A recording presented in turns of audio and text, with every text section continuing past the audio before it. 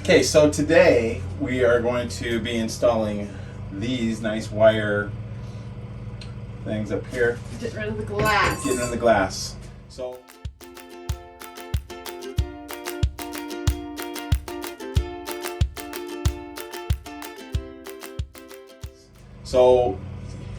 the bulb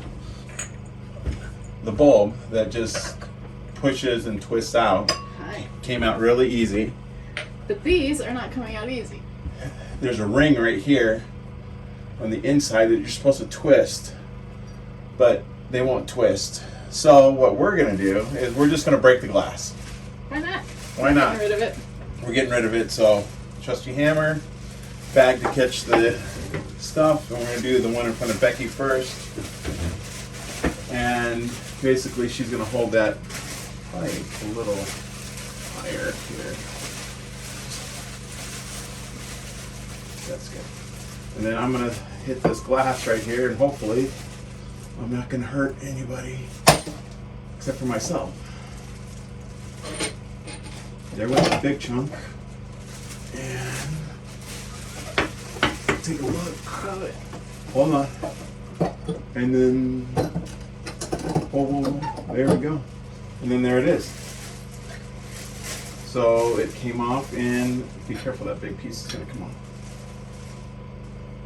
One nice hit, then it came off, and now I can put these on. So let's put this back in here.